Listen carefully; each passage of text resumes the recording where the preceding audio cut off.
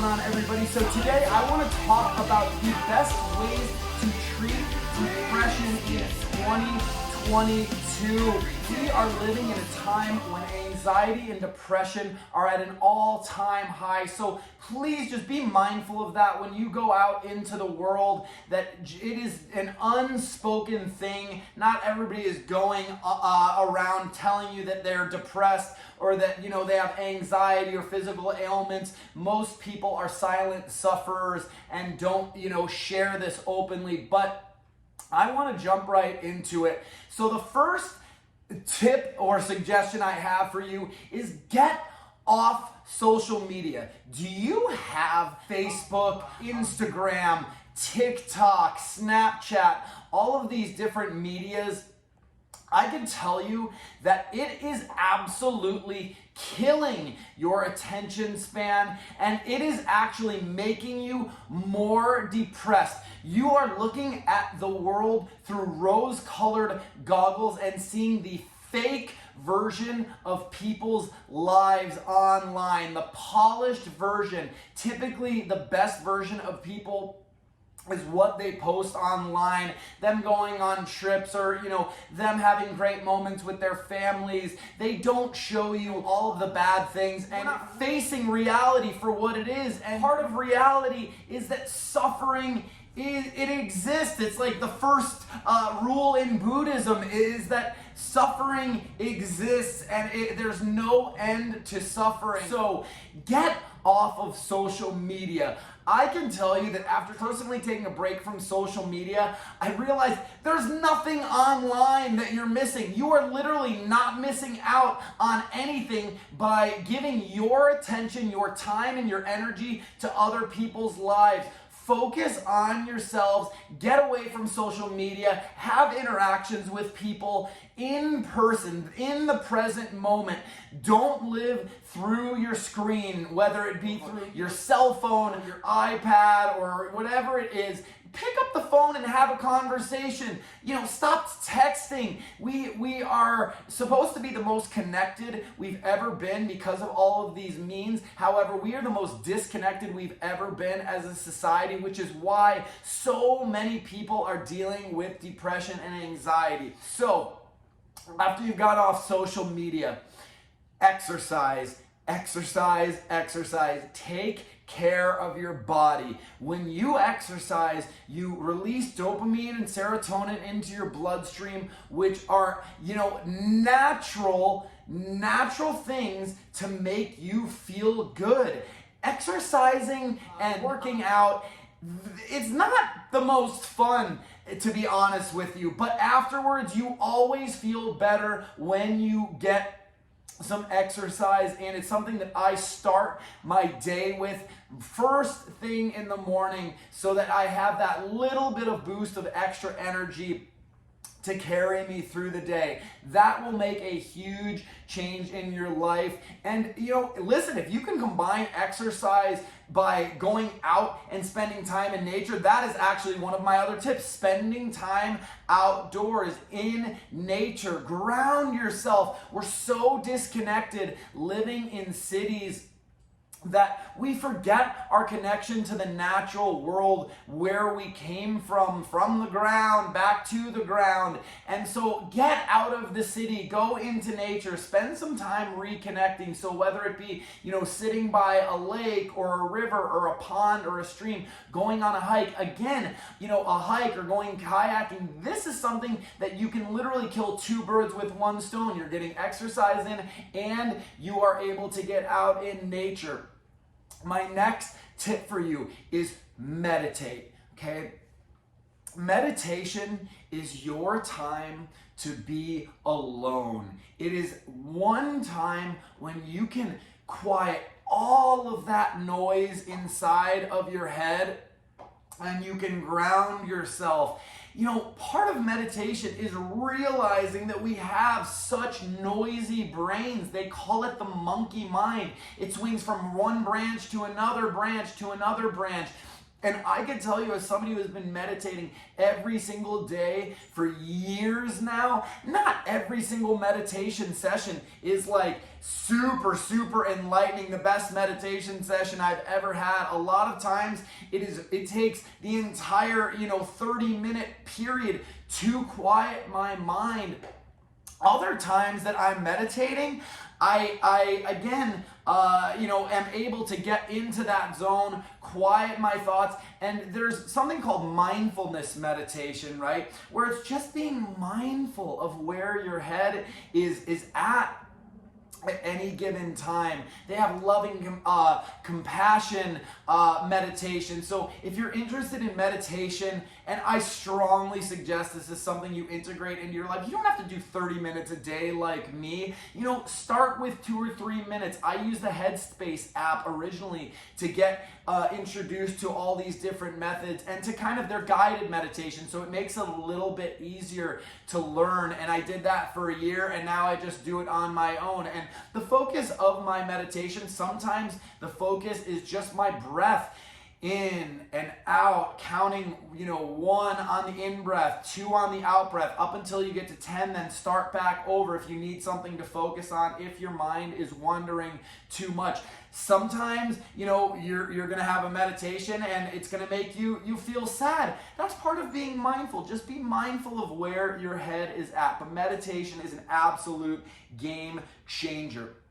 Next, get more sleep and get on a normal sleep schedule. Now, I will admit, as somebody who has dealt with depression, having a regular sleep routine is not always easy when you're woken up in the middle of the night with your mind just absolutely racing or raging. So in those times when you can't sleep, that's actually a perfect time to just get up and meditate, or get up and go for a walk and do a mindfulness walking meditation while you're taking that walk. But try to get back on a normal sleep schedule. Next, clean up your diet. The chances are you are consuming a lot of processed crap in your diet, probably a lot of sugar.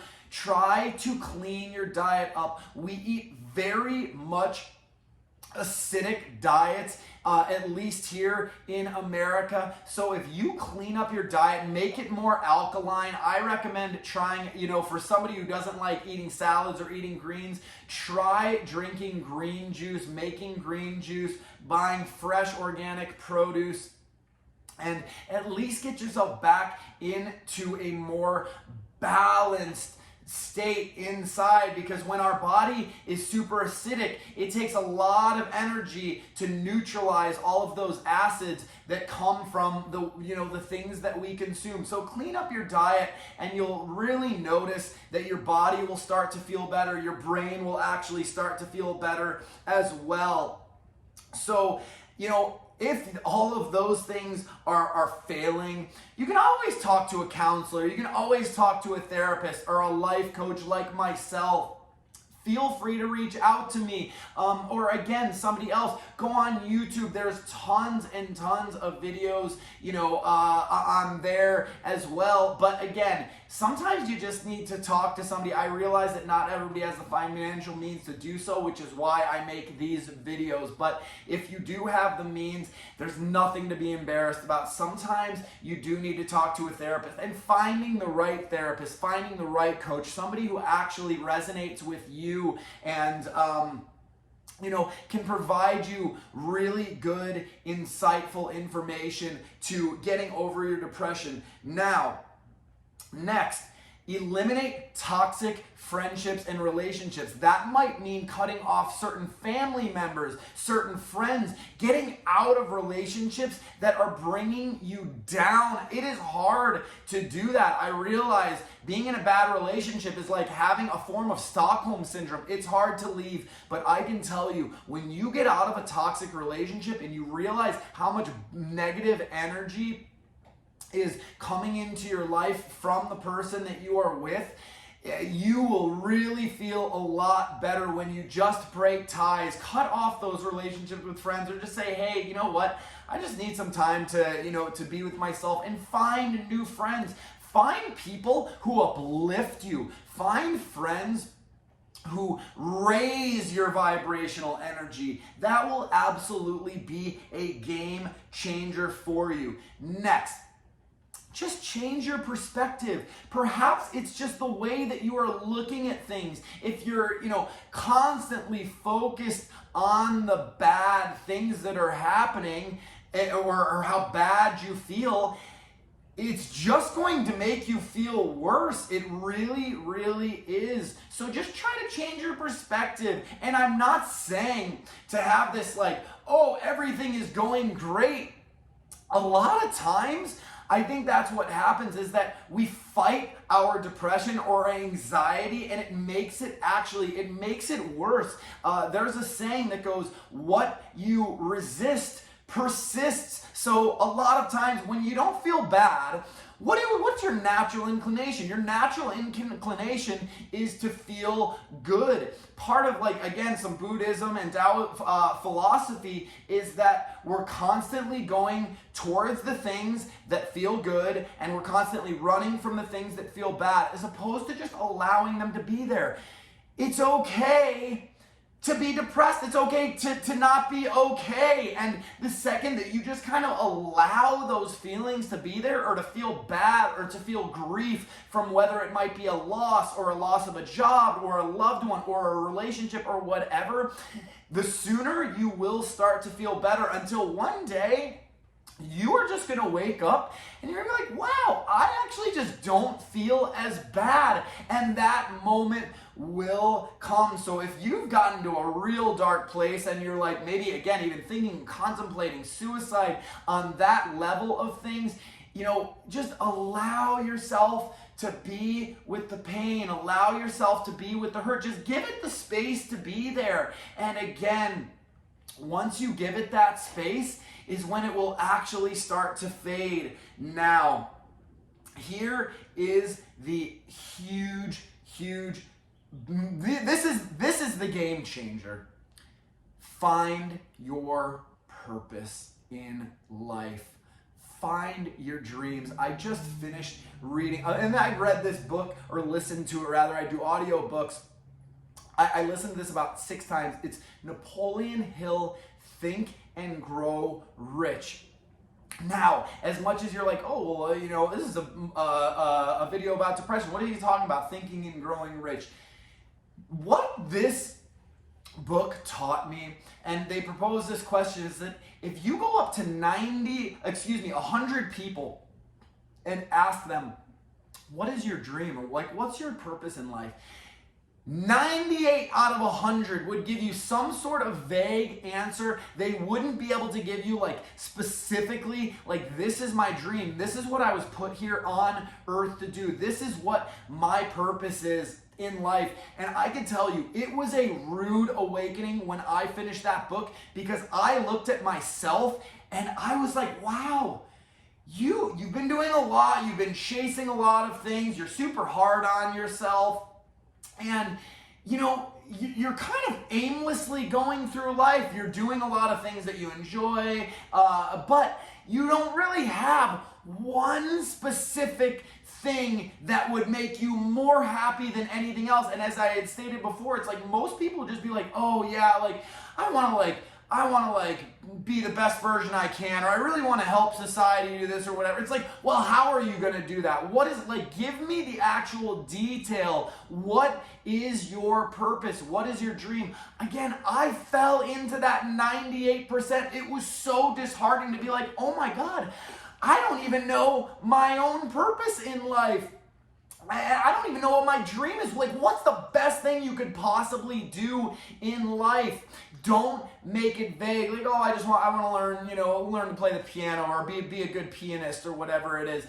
You need to get specific. It literally took me weeks and weeks of pondering that question. What is your dream? What is your highest purpose? If you want read that book, Napoleon Hill, Think and Grow Rich. It is an absolute game changer, and it really does give you kind of the step-by-step of how to bring your dreams to a reality. How some of the most successful people in history, and this book was written back, I believe it was in like the 30s during the Depression, of people like Henry Ford, people like Charles Schwab, Andrew Carnegie.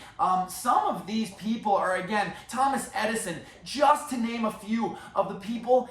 Napoleon Hill took 20 years to research how these people did it, the formula, how they went about it. So get specific. Find out what your purpose is in life. Just stop wandering through life aimlessly and just going through, on autopilot. And that's kind of part of the last tip, is just changing your routine. I think we all just get caught up in our routine. You get out of bed, I brush my teeth this one way. Use your other hand to brush your teeth. Sleep on the other side of the bed. Some of these weird things, if you go on if you go out for a walk every day, walk a different route, right? If you put your right shoe on normally, put your left shoe on. And I'm telling you, just changing little things in your routine is going to be an absolute game changer for treating or at least mitigating some depression. So really, again, all of these tips are things that I have used personally.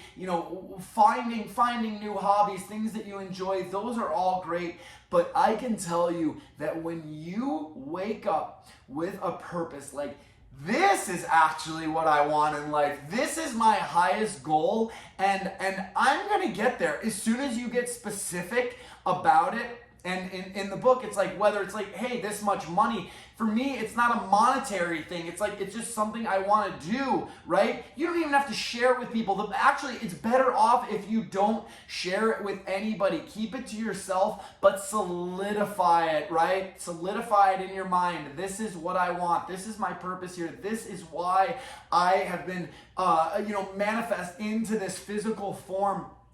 We live in a world of abundance, right? So people who have like a prosperity mindset live in an abundantly prosperous world. People who have like a broke or a poor mindset live in a broke or poor world. Your perspective is everything. Change the way you look at things, and the things you look at change. It's one of my favorite quotes by Dr. Wayne Dyer. And again, I've used all of these with success. Sometimes it feels like nothing is working, but I can tell you that once you do get back on track, as I had stated before, one day you're just going to wake up. The things that were making you feel so down and so depressed are just going to be a little bit easier to cope with. You're not going to focus on them so much. Just live in the present moment.